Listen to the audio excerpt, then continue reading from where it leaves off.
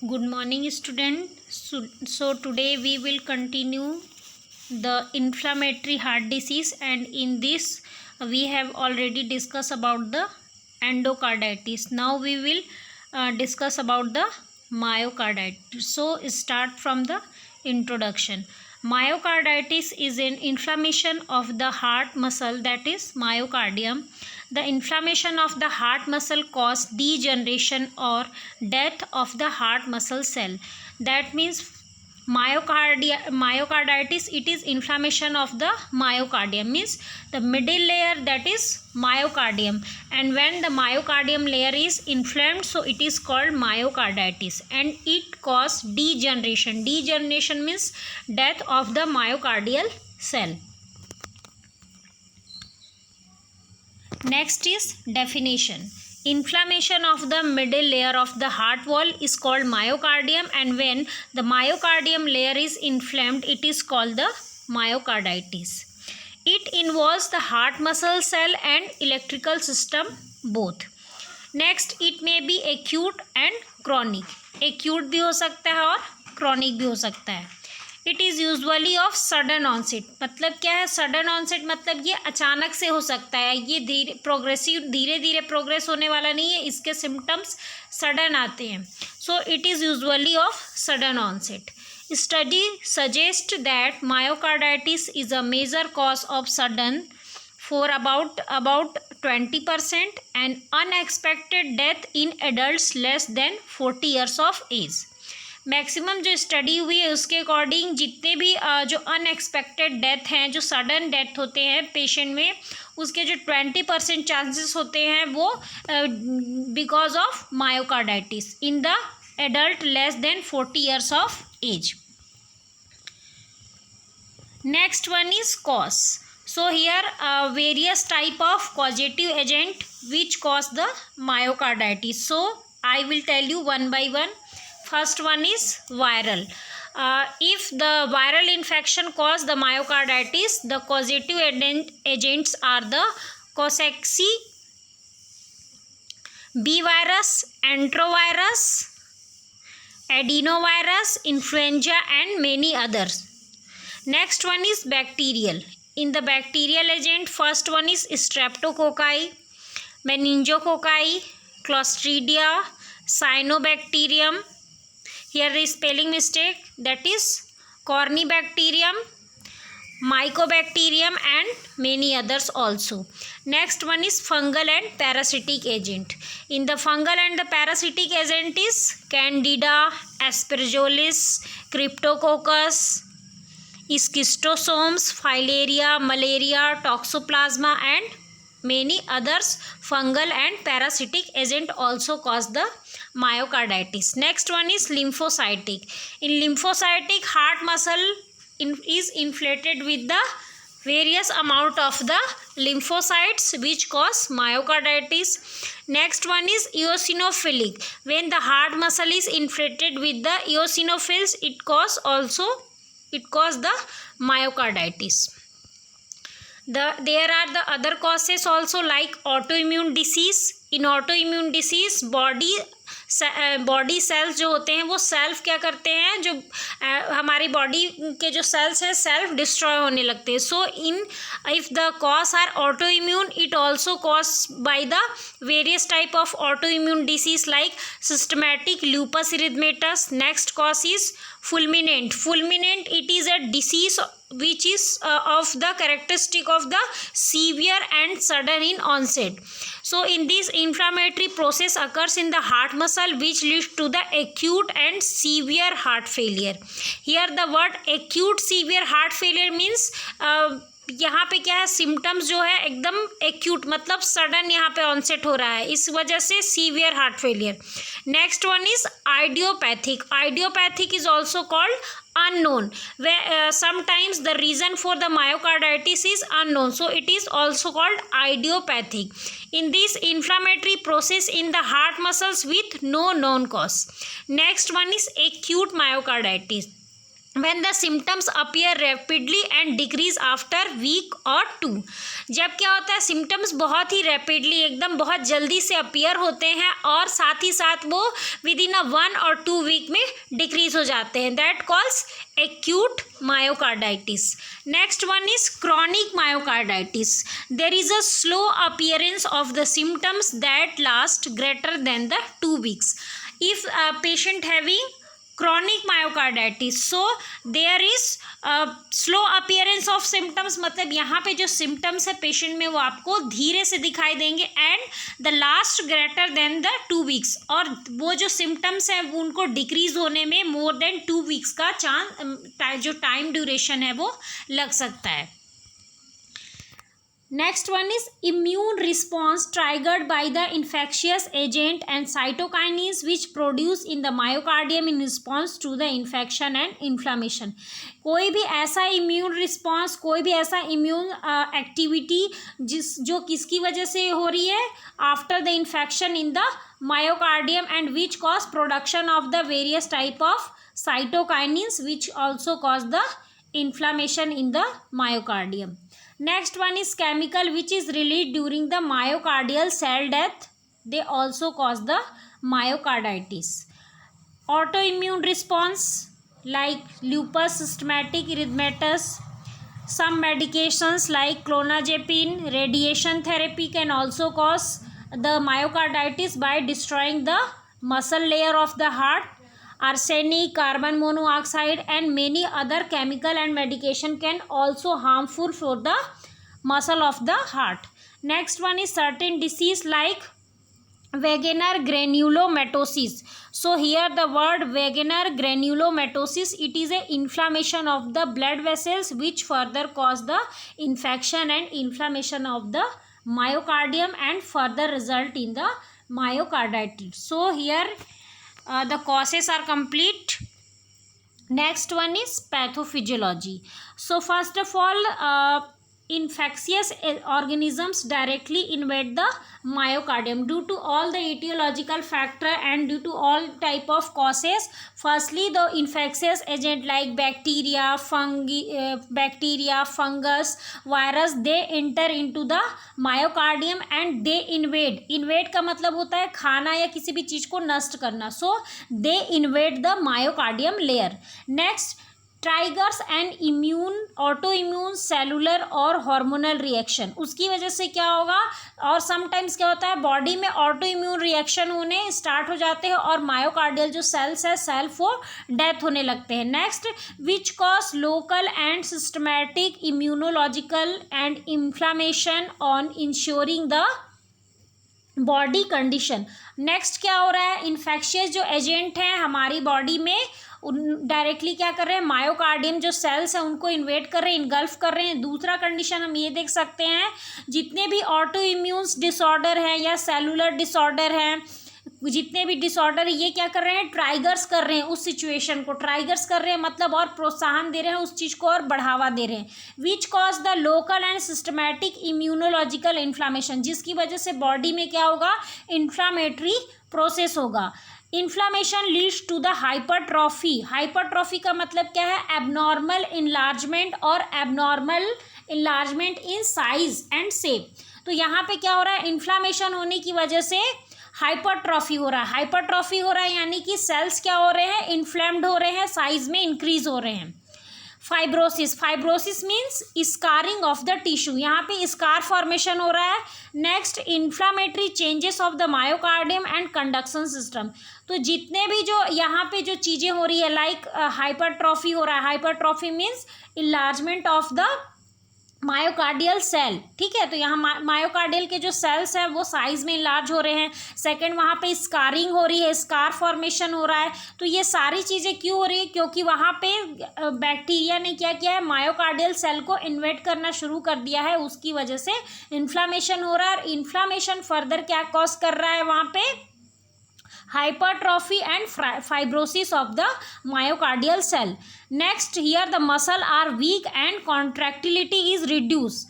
तो उसकी वजह से क्या होगा, जो मायोकार्डियम जो लेयर है, वो जो मसल्स है सेल हार्ट के, वो क्या होने लगेंगे, धीरे धीरे वीक। एंड कॉन्ट्रैक्टिलिटी मतलब जो उनका उनमें कॉन्ट्रैक्शन होता है, जो मसल्स में कॉन्ट्रैक्शन होता है मायोकार्डियम में। क्यों कॉन्ट्रैक्शन होता है, क्योंकि जैसे कि हम जानते हैं कि हार्ट का जो कंडक्शन सिस्टम है, तो उसमें हार्ट के कंडक्शन सिस्टम को कंडक्ट करने में सबसे इंपॉर्टेंट रोल होता है मायोकार्डियम का। क्यों, क्योंकि मायोकार्डियम में जितने भी न्यूरॉन्स होते हैं, जितने भी नर्व फाइबर्स होते हैं, वो कॉन्ट्रैक्शन करते हैं, जिसकी वजह से हार्ट का कंडक्शन सिस्टम जो है वो कंडक्ट होता है। तो यहाँ पे जो कॉन्ट्रैक्टिलिटी है मायोकार्डियम की, it will be reduced. Next, it cause the heart muscles is dilate, यहाँ पे जो हार्ट के मसल्स है वो डायलेट हो जाएंगे। नेक्स्ट, पिन पॉइंट हैमरेज गोस में डेवलप। तो नेक्स्ट क्या हो सकता है, आपको ऐसे सिम्टम्स दिख सकते हैं लाइक पिन पॉइंट हैमरेज, जैसे कि मैंने बताया था पिन पॉइंट हैमरेज मैंने एंडोकार्डाइटिस में भी पढ़ाया था। उसमें पिन पॉइंट हैमरेज में क्या होते हैं, छोटे छोटे जो हैमरेज है उसके छोटे छोटे आपको पैचेस जैसे दिखाई देंगे, वो आइस में हो सकते हैं, स्किन में, म्यूकस मेम्ब्रेन में हो सकते हैं। So these all are about the pathophysiology.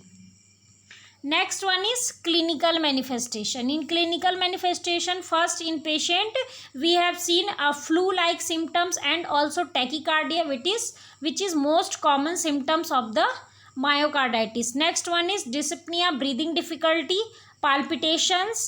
Next one is discomfort in the chest and the upper abdomen. Patient feel chest discomfort or chest tightness. Congestive heart failure symptoms may also develop like pericardial friction rub. Pericardial friction rub may also heard if the associated with the pericarditis. इसका मतलब क्या है कि अगर patient को pericarditis हो चुका है और उसकी वजह से मायोकार्डाइटिस हुआ है, तो हमको यहाँ पे पेशेंट में पेरिकार्डियल फ्रिक्शन रब सुनने को मिलेगा। पेरिकार्डियल फ्रिक्शन रब में नॉर्मली क्या होता है, हार्ट में 1 सिस्टोल एंड 1 डायस्टोल, यानी कि S1 और S2, लेकिन यहाँ पे हमको 1 सिस्टोल के साथ में 2 डायस्टोल सुनने को मिलेगा, यानी कि टोटल हमको यहाँ पे 3 साउंड का कॉम्बिनेशन सुनाई देगा। So this is pericardial friction rub. Next one is cardiomegaly. Cardiomegaly means the enlarged heart. Next one is patient having arrhythmic. Next one is edema is also present because of the congestive heart failure. Next, pulsus alterna. Pulsus alterna means the alternating strong and weak pulse. Patient का जब हम pulse लेंगे तो pulse उसका बहुत ज़्यादा strong मिलेगा। Next, कुछ अल्ट्रेशन में फिर पेशेंट का पल्स हमको बहुत ही वीक मिलेगा। तो वीक और जो स्ट्रांग पल्स है वो अल्टरनेट हमको फील होंगे। Next one is murmur of the mitrals and tricuspid regurgitation are common. ठीक है, मिट्रल वर्ब की वजह से आपको कार्डियक मर्मर सुनाई देगा। Cardiac murmur that is called gallop sound, that is S3 and S4 sound, which is more common. S3 and S4 gallop sound also heard in the case of myocarditis. Next one is diagnostic test. So first we will take the history of the patient. सबसे पहले हमको patient की history लेनी है। History में क्या क्या चीज़ें पूछना है, तो सबसे पहले हमको ये देखना है कि if patient having any type of bacterial or viral infection. Second, if patient having any type of heart inflammatory heart disease like pericarditis or endocarditis. If patient having any type of autoimmune disorder like lupus systematic erythematous, or if patient having any chronic illness and low immunity. तो ये सारी चीज़ें हमको क्या करना है, history में लेना है। Next one is physical examination. After take the history of the patient we will perform the physical examination. In physical examination we will see all the type of clinical manifestation, all the type of sign and symptom in the patient related to the myocarditis. Next one is blood testing. Blood testing is done to check the sign of infection and inflammation sources for the count of WBC, which is increase in the time of infection. Next one is chest X-ray. It is done to show the chest anatomy and potential sign for the heart failure. ECG is also performed to detect the abnormal heart rate and rhythm, which may indicate a damage of the heart muscles. Echocardiogram, which is ultrasound imaging of the heart to help to detect the structural and functional issue of the heart and the adjacent means surrounding tissues and vessels. Myocardial biopsy can also be done. In this, we take the sample of the heart muscle tissue, and during the cardiac catheterization, it allow the doctor to examine a small piece of muscular tissue from the heart. So these all are about the diagnostic test. Next is medical management. So in medical management, firstly we give the penicillin for the infection. So penicillin, it is given in this for the mostly for the hemolytic streptococci agent we will give the penicillin, or according to the viral agent, according to infectious agent we will give the medication to prevent the infection. Like for the bacterial infection we will give the antiviral, for the fungal infection we will give the antifungal, for the bacterial infection we will give the antibacterial medication. तो जैसा infectious agent है उसके according हम anti infective या antibiotic देंगे. Next one is angiotensin converting enzyme inhibitor. These medications relax the blood vessels in the heart and helps the blood flow more easily, like captopril, enalapril, lisinopril. I have already told you about these all medication in the hypertension. तो ये सारे जो medicine है ये hypertension के लिए, और हम इसको यहाँ पे भी दे सकते हैं. Next one is angiotensin 2 receptor blocker. This medication helps to relax the blood vessels in the heart and helps to blood flow more easily, like valsartan, losartan. Next one is beta blocker such as metoprolol, bisoprolol and carvedilol. It works in the multiple way to treat the heart failure and helps to control the arrhythmia. arrhythmia मतलब heart का जो rhythm यहाँ पे irregular हो गया है उसको ये जो मेडिसिन है वो कंट्रोल करते हैं. Next one is diuretics too. These medications such as furosemide, Lasix relieve the sodium and fluid retention, especially in case of ascites or any type of edema if already patient having myocarditis and having sign and symptom of the congestive heart failure. Next we will talk about the surgical management. In surgical management, first one is intravenous IV medications. These might improve the heart pumping function more quickly. So first one is we administer the medication through the intravenous route. This helps to improve the heart function. Next we will perform the ventricular assisted device. So in ventricular assisted device, these are the mechanical pumps that helps the blood pump from the lower chambers of the heart to the rest of the body. ये क्या करते हैं, जो ventricular assisted device है, जैसे कि आप यहाँ पे देख सकते हैं ना, तो ये वेंट्रिकुलर जो असिस्टेड डिवाइस है वो क्या करते हैं, हमारे हार्ट है उनके लोअर चैम्बर्स यानी कि लेफ्ट वेंट्रिकल से ब्लड लेते हैं और उसको होल बॉडी में सप्लाई करते हैं. It are used in the people who have weakened heart और हार्ट फेलियर. ये ऐसे पेशेंट में हम यूज़ करते हैं जिसके जो हार्ट के मसल्स है वो बहुत ही ज़्यादा वीक है, या पेशेंट हार्ट फेलियर वाला है, like congestive heart failure. This treatment में also be use to allow the heart to recover while waiting for the other treatment like heart transplant. हम इसको एक कंडीशन और है जिसमें यूज़ कर सकते हैं, जैसे कि पेशेंट का हार्ट ट्रांसप्लांट होने वाला है और पेशेंट अभी अपने लिए डोनर ढूंढ रहा है, तो कुछ समय के लिए हम इसको वेंट्रिकुलर असिस्टेड डिवाइस को कुछ समय के लिए पेशेंट के लिए यूज़ कर सकते हैं, जिससे कि उसका हार्ट जो है वो इम्प्रूव हो सके, उसका जो फंक्शन है वो इम्प्रूव हो सके. Next one is intra-aortic balloon pump. Doctor insert a thin tube in a blood vessels in the leg and guide it to your heart using X-ray imaging. Doctor place a balloon attached to the end of the catheter in the main artery leading out of the body from the heart. As the balloon inflate and deflate, it helps to increase the blood flow and decrease the workload on the heart. जैसे कि इस next वाले diagram में आप देख सकते हैं intra erotic balloon pump. इसमें क्या है, ये जो एरोटा का जो पार्ट गया हुआ है, यहाँ पे ये कौन सा एरोटा है पीछे से जो गया हुआ है जो लोअर लिम्स में, that is called thoracic aorta, and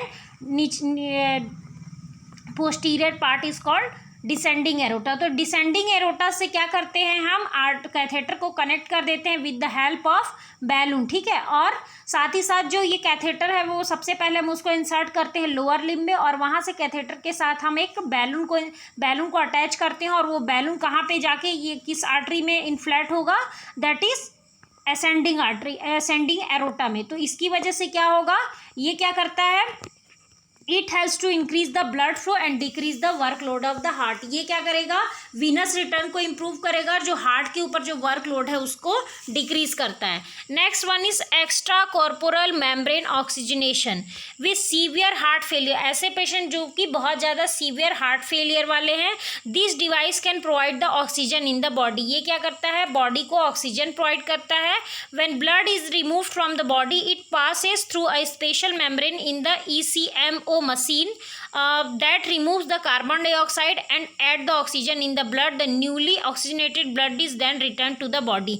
तो जैसे कि नॉर्मली हमारे में यहाँ हमारे जो बॉडी में जैसे कि क्या होता है, हम नॉर्मली कार्बन डाइऑक्साइड को एक्सहेल करते हैं और जो ऑक्सीजन है उसको इनहेल करते हैं। तो यहाँ पे ये जो काम है एक्स्ट्रा कॉर्पोरल मेम्ब्रेन ऑक्सीजनेशन, ये जो मशीन है ये काम ये करती है, क्या करती है, कार्बन डाइऑक्साइड को ये रिमूव करती है and add the oxygen in the blood, और ब्लड में ऑक्सीजन को ऐड करती है। तो ये ओवरऑल क्या है, ये this improve the heart function by providing the oxygenated blood to the whole body and heart.